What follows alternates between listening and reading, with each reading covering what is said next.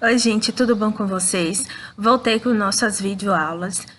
Esse tópico dessa videoaula é referente à aula do dia 24 de abril.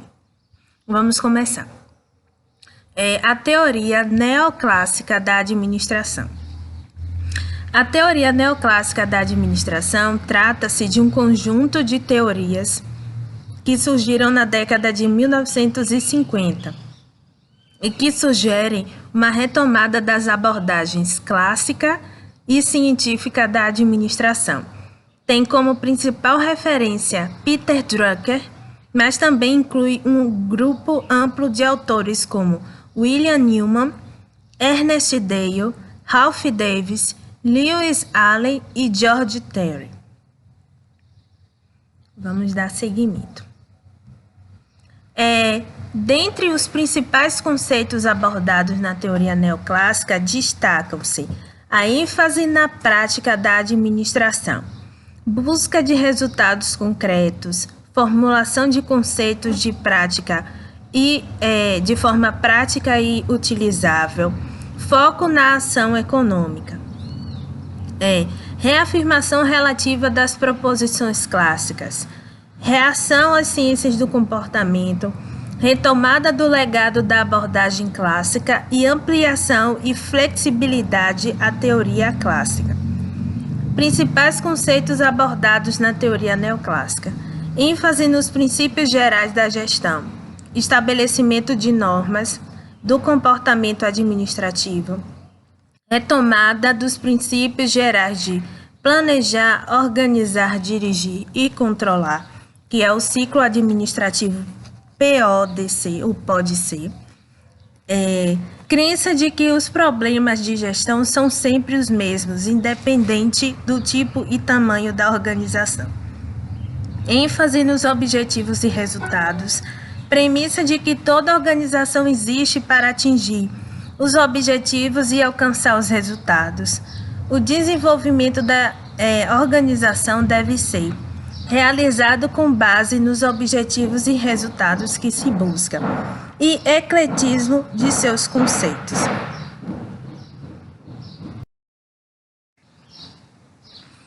Retomando, ecletismo nos conceitos. Apesar de sustentar-se em conceitos da teoria clássica, o conteúdo das teorias mais recentes são absorvidas pelos autores neoclássicos. Então, gente, voltando a essa abordagem da teoria neoclássica. Então, a teoria neoclássica, ela se trata do conjunto de teorias que surgiram na década de 50. E ela se propõe a retomar abordagens da teoria clássica e da teoria científica. Então, percebam que na teoria clássica, o pensador principal era Henry Fayol. Na teoria científica, o principal pensador foi Frederick Taylor. Já na teoria neoclássica, foi pego as referências de Henry Fayol e Frederick Taylor e foi formado um conjunto de teorias formulada por não um ou dois, mas por vários autores. Eles pegaram esses estudos e formularam novas formas de se empregar a teoria clássica juntamente com a teoria científica.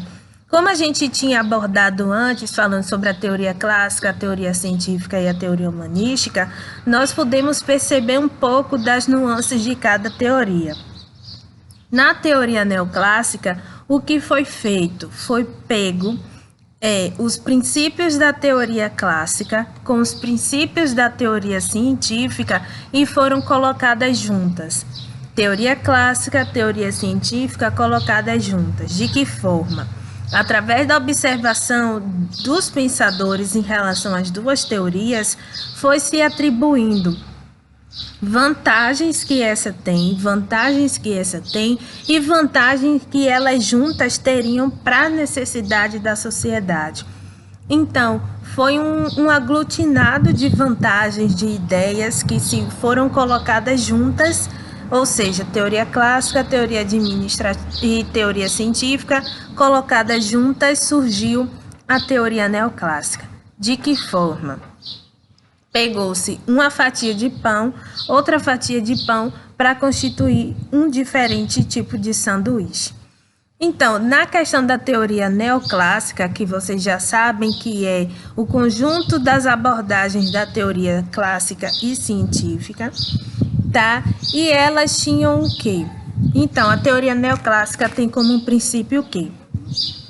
ênfase na prática da administração, ou seja, ela compreende o que é administrar, que é gerar recursos finitos, entender as necessidades da sociedade, é você se organizar e buscar concluir um objetivo e transformá-los em resultados concretos. Em você ter foco maior nessa forma de administrar. Reafirmação relativa das propostas clássicas. Nós percebemos que na teoria clássica o foco era na estrutura, o foco era de cima para baixo e de que se buscava máxima eficiência na parte da produção. Então, tudo isso foi retomado na teoria neoclássica porque se observou que tinha fundamentação em cima disso, que era bom para as organizações e que deveria ser mantida. Então, até aqui, o que eu tenho falado para vocês, se caso não tenha ficado muito entendido, é que a teoria clássica, a teoria científica.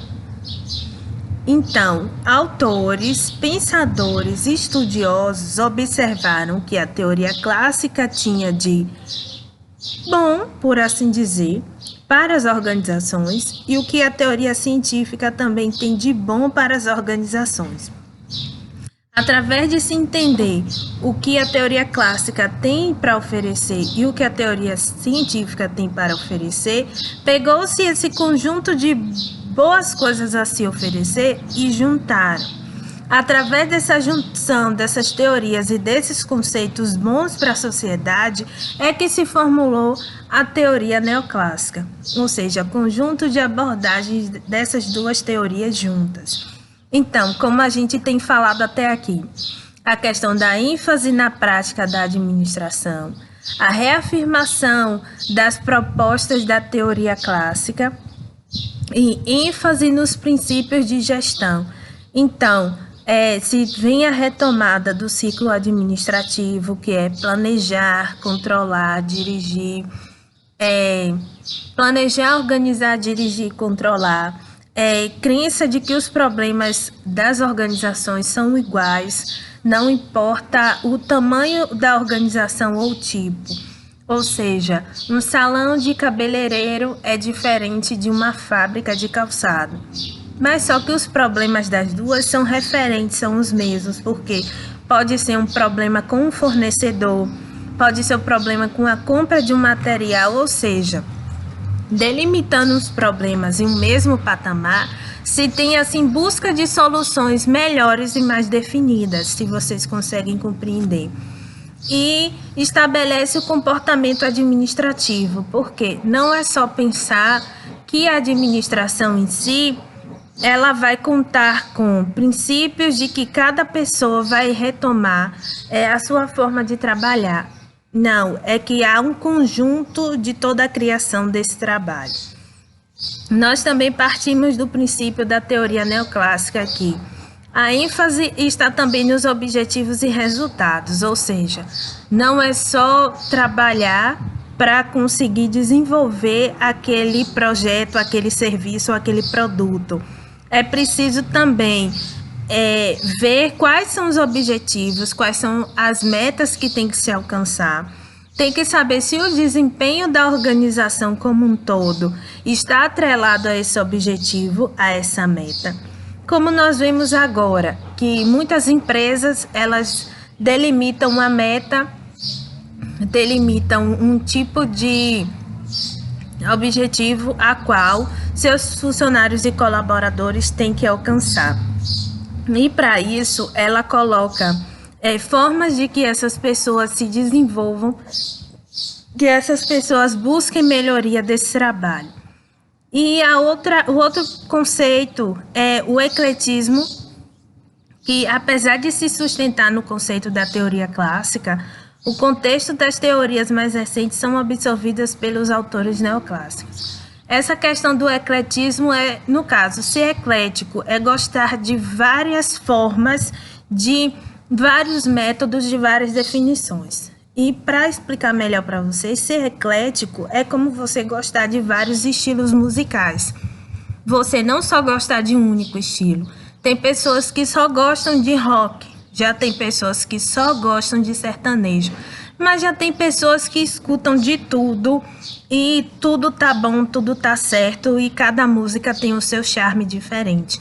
Esse é o conceito de ecletismo. É você absorver coisas diferentes. E no caso da administração é você absorver técnicas, métodos diferenciados de outras empresas, outras organizações que se moldem ao seu estilo de trabalho, à sua forma de trabalho e que venha melhorar o desempenho do seu trabalho. Então, gente, como eu venho falando aqui para vocês, essa parte da teoria neoclássica, ela é o conjunto, a reunião do conjunto das teorias clássica e científica, aproveitando o que as duas trouxeram de melhor, o que as duas trouxeram assim de inovação em termos das práticas organizacionais e que foram moldadas à realidade da sociedade, porque como eu falei para vocês, as teorias elas funcionam juntas. Só que antes elas estavam divididas, assim, cada uma dependendo da sua abordagem. A teoria clássica, teoria científica, teoria humanística. Mas percebam que quando eu falei que elas juntas funcionam melhor, foi para trazer nesse vídeo agora esse conceito de que elas juntas formaram uma teoria nova. E por que se forma uma teoria nova? Porque é aquele conceito. Se tem pessoas que estão seguindo uma teoria, mas discordam de algum tipo de pensamento, ela simplesmente sai e vai tentar fundar uma outra teoria com base no seu pensamento que não foi encontrado na teoria anterior. Então, foi basicamente o que muitos autores, como eu citei o nome para vocês no início, fizeram, pegaram princípios válidos, não que as outras sejam inválidas, mas válidos para a realidade da sociedade atual no contexto que eles estavam vivendo. E assim, eles formularam estudos, implementaram nas organizações com base na necessidade que estava tendo agora. Então, por quê? Princípios e coisas que antes eram empregados nas teorias passadas e que agora não condizem com a nossa realidade, porque a sociedade mudou, os tempos mudaram, então elas têm que se adaptar à realidade em que se encontram. Agora eu vou falar para vocês sobre a teoria estruturalista, tá? Nós falamos sobre a teoria neoclássica, que é a união da teoria clássica com a científica. Agora nós vamos falar sobre a teoria estruturalista. Então, a teoria estruturalista, que surgiu por volta da década de 1950, como desdobramento de autores que tentaram conciliar as teses propostas pela teoria clássica e a teoria das relações humanas, inspirando-se na abordagem de Max Weber. Pela primeira vez, começou-se a olhar para fora e atravessar as fronteiras da organização, passando a reconhecer a interdependência da mesma com o ambiente, ou seja, uma organização é um sistema aberto que se relaciona com o ambiente externo e com outras organizações. Então, percebam,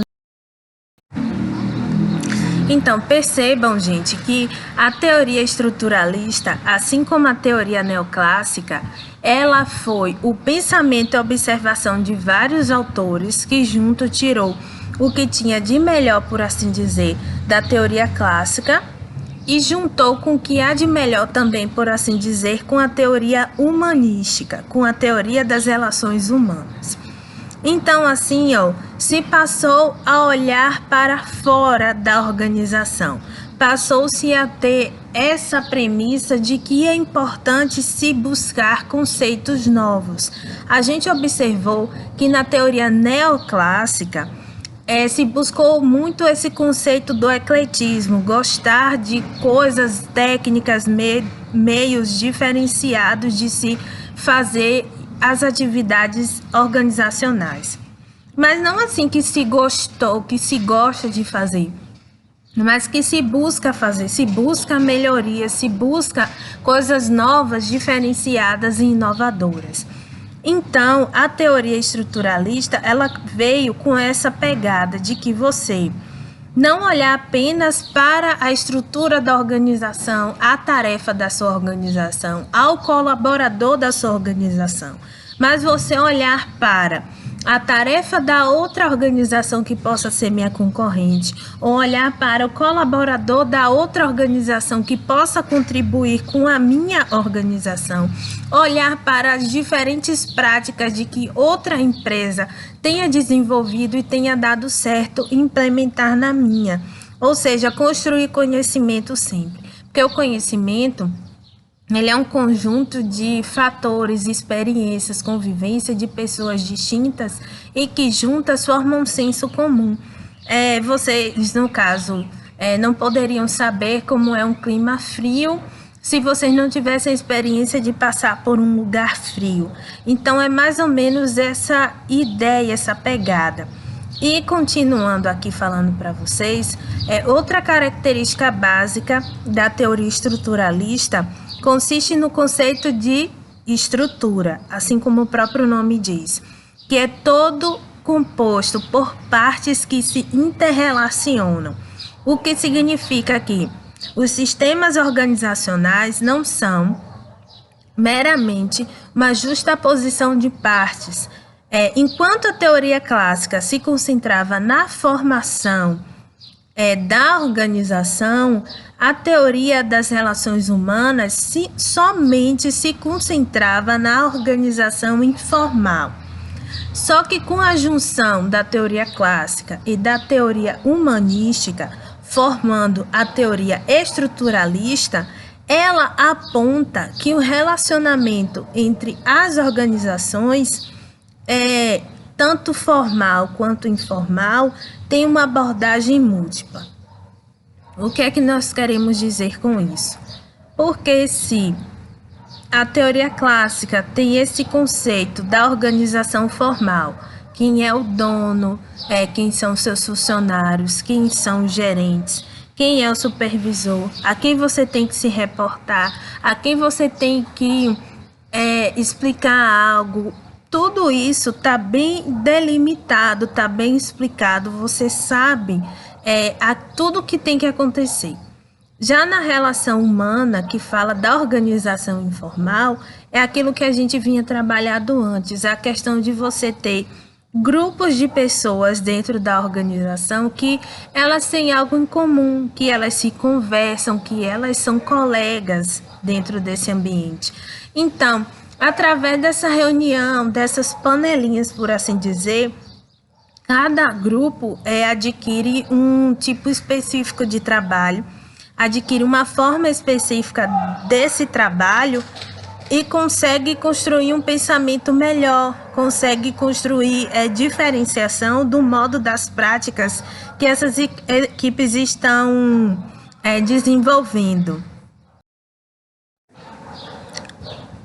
Então, voltando com essa questão da junção do formal e do informal.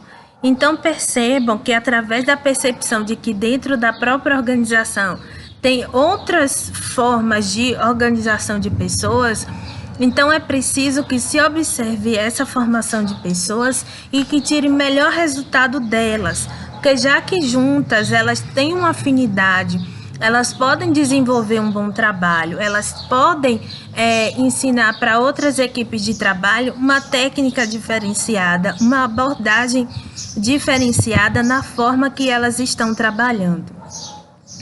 Então, as ideias centrais da teoria estruturalista são a sociedade de organizações. As ideias centrais da teoria estruturalista. a sociedade das organizações. Os estruturalistas ressaltam que vivemos em uma sociedade cheia de organizações e que dependemos destas o tempo todo.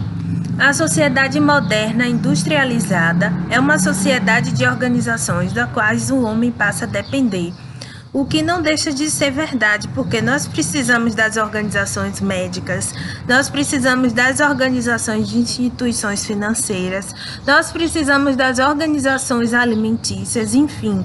Nós passamos a depender de todas elas porque são coisas que garantam tanto a nossa subsistência, nossa sobrevivência, quanto venham a oferecer coisas para sanar nossas necessidades e sempre nos mantenha satisfeitos. Também tem a ideia central do homem organizacional.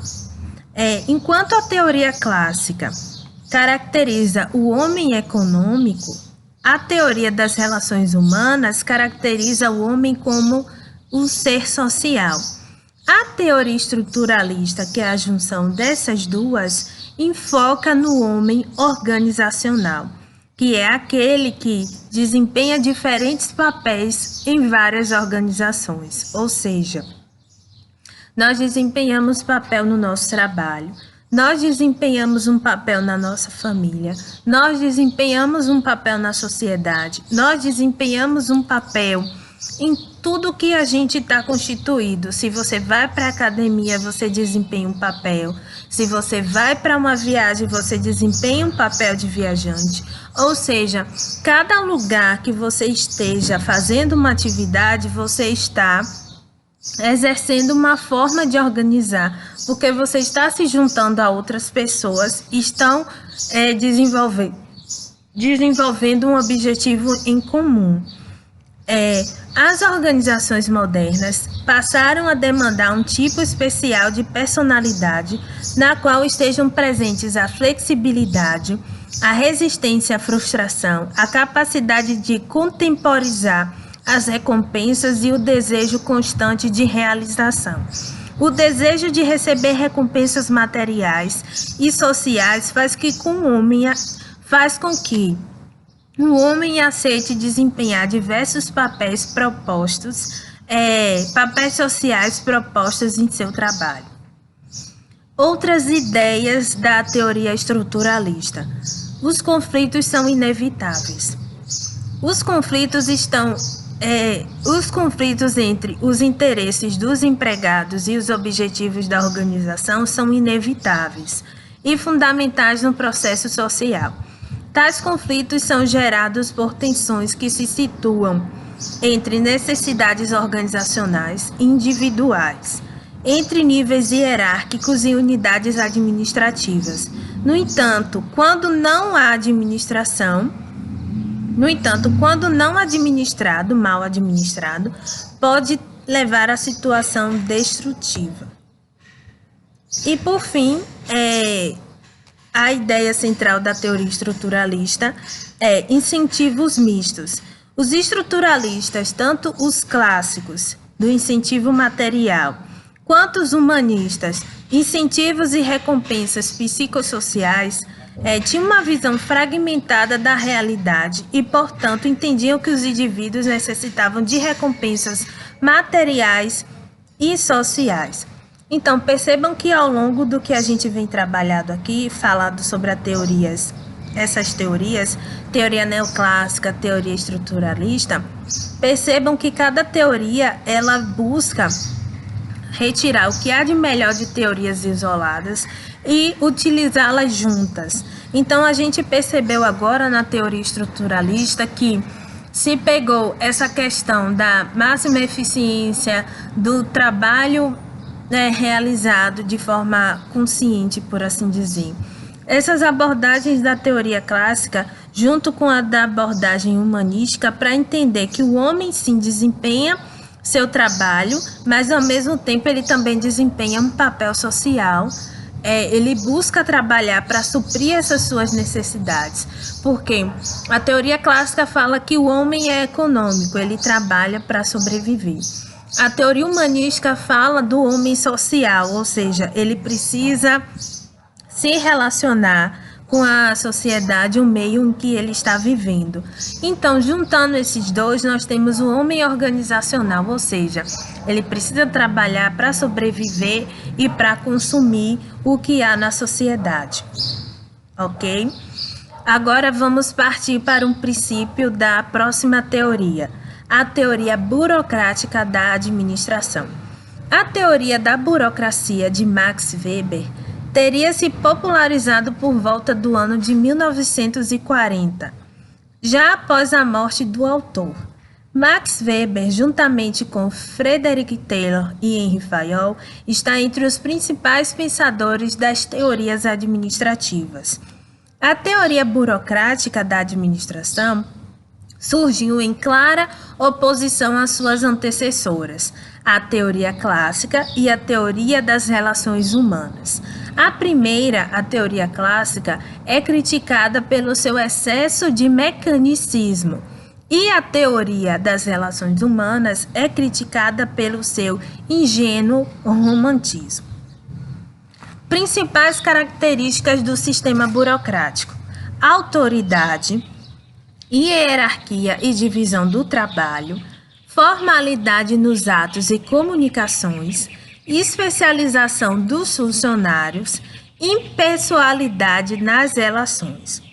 A teoria de Max Weber, a teoria burocrática, foi marcante em sua época e é até os dias de hoje, tendo em vista o seu pioneirismo. Dessa forma, várias pesquisas posteriores reportam que a teoria da burocracia de Max Weber para se apoiar nela ou para criticá-la. É importante frisar que a teoria da burocracia de Max Weber tem alguns traços mais ligados com a sociologia do que a administração em si. Então, o que é que nós podemos falar aqui para vocês sobre o que é sociologia? Só um momento. Então, a sociologia é o estudo da organização e funcionamento das sociedades humanas e das leis fundamentais que regem relações sociais e instituições. Tá, por que eu parti desse princípio? Até agora, a gente tem observado que a teoria neoclássica, a teoria estruturalista, ela retirou conceitos e princípios oportunos da teoria clássica e da teoria humanística e transformou ela em outras teorias de forma que viesse agregar valor e atender à necessidade da atual realidade da sociedade. Mas aí vem a teoria burocrática, que ela não foi a junção de outras teorias, mas ela simplesmente é a oposição a outras teorias. No caso, a teoria clássica e a teoria científica. Ou a teoria científica não, perdão, a teoria das relações humanas. Então, a teoria burocrática, ela é oposta à teoria clássica porque ela fala sobre o excesso do mecanicismo do homem. E é oposta à teoria humanística pelo ingênuo romantismo do ser humano. Por quê? Ela trata mais dessa questão social, como eu falei para vocês. Porque ela diz que, no caso, o homem desempenha um papel na sociedade. O homem não pode ser mecanizado. Ele sim tem que ter seus princípios resguardados, mas ele tem que desenvolver um papel na sociedade. Aí aqui fala também: nas organizações burocráticas, as comunicações devem ser essencialmente escritas. Todas as regras e decisões devem constar em algum documento, para que possam ter validade formal. Em razão disso, quando deparamos com procedimentos tidos como burocráticos, são cobrados vários tipos de documentos e várias vias de papéis assinados. Se não tiver documentado, não tem validade. Burocracia e divisão do trabalho. Uma organização burocrática é essencialmente autoritária e hierarquizada. A divisão sistêmica do trabalho, de forma que cada um possui cargos e funções específicas, de competências e habilidades distintas. Cada membro do processo deve saber exatamente qual posição ocupa e qual trabalho realiza. Dessa maneira, as atribuições administrativas são altamente especializadas e distribuídas de acordo com os fins que se pretende alcançar. Então, vamos falar sobre desenvolver mais sobre a abordagem da teoria burocrática. Como eu vinha falando para vocês que ela é oposição à teoria clássica e à teoria humanística. Então, o que basicamente a teoria burocrática busca? Ela busca que o ser humano ele não seja mecanizado, como acontece na teoria clássica, que o homem ele tenha seus princípios resguardados, mas que ele, em contrapartida, ele tenha conhecimento do que ele precisa desenvolver na sociedade. Ou seja, tira-se toda a mecanização, todos os procedimentos da figura humana e coloca todos esses processos na mecanização, documentação, verbalização de todo o processo que é feito na organização, ou seja, toda a responsabilidade que tinha em cima do funcionário passa a ser toda a responsabilidade de pôr documentação, formalização e pôr no papel para que se tenha validade de todo o processo que está sendo executado e que para que esse funcionário tenha seus direitos e deveres também resguardados e validados. Mas aí tem aquele princípio de que o funcionário tem seus direitos e seus deveres resguardados e validados, em contrapartida ele também tem que desempenhar o seu papel e e suas funções dentro dessa organização. Porque como a gente falou aqui, uma organização burocrática, ela é essencialmente autoritária e hierarquizada, ou seja, pega esse princípio da teoria clássica, com a parte da estruturação bem definida, cada um sabe o que tem que fazer, o seu papel, e pega a parte da teoria científica pela especialização das pessoas de acordo com o seu cargo, a sua tarefa. E, no caso, de forma que cada um possui as suas funções específicas com suas competências e habilidades, como a gente já tinha falado antes, habilidades técnicas, humanas e conceituais, e com as suas competências de saber fazer e acontecer. Exatamente isso. Eu pensei que eu tinha trocado, mas não. Então, e cada membro do processo deve saber exatamente a posição que ocupa e o que realiza. Então, dessa maneira, as atribuições administrativas são altamente especializadas e distribuídas de acordo com o que se pretende alcançar. Então, toda essa sistematização do processo, toda essa documentação do processo é importante. E vem aí a importância do pioneirismo da teoria burocrática justamente por isso, porque ela pegou processos, técnicas, métodos, ela pegou toda uma padronização, ela transformou aquilo em algo real, em algo mais válido, foi posto em forma de documento, foi verbalizado, assinado, ou seja, tudo documentado. Não é aquela coisa como as outras teorias que podem ser ordens, podem ser direcionamentos, mas feitos de forma verbalizada, forma verbal, ou seja, o chefe da organização possa ter passado uma instrução ou uma ordem para aquele gerente, para aquele outro subordinado. Esse gerente e subordinado pode simplesmente pegar essa mesma ordem e alterar, distorcer da forma que ele achar cômoda e repassar para os seus outros subordinados. Então, isso gera muita consequência, muitas coisas desnecessárias, coisas que nem foram faladas, e transforma o ambiente, o clima organizacional, e fica pesado. Mas quando esse mesmo superior, esse mesmo chefe, ele formula um documento, um ofício, uma circular, algo que tenha um valor agregado, um documento, e publica ou repassa para os seus outros subordinados, não tem como ter essa distorção com essa informação, não tem como algo ser subentendido ou ser distorcido, ser feito da maneira como alguém achar que tem que ser passada. Então, percebam que através dessa formalização, dessa sistematização, muitas coisas foram evitadas, Muitas coisas também foram resguardadas, muito do que se aconteceu passou a ter, digamos assim, essa maior segurança.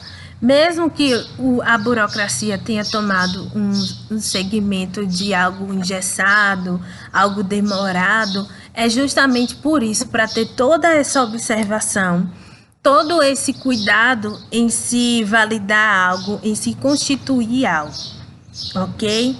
Então, gente, esses foram os tópicos da nossa videoaula de hoje, baseados nessas 3 teorias: teoria neoclássica, teoria estruturalista e a teoria burocrática. Nós abordamos no vídeo passado a teoria clássica, a teoria científica e a teoria humanística. Vou dar seguimento aos vídeos com os próximos conceitos administrativos, com as próximas teorias. Espero que tenham gostado. Vou voltar com nossas séries de vídeos, dúvidas, informações, sugestões. Deixem aqui e é isso. Tchau.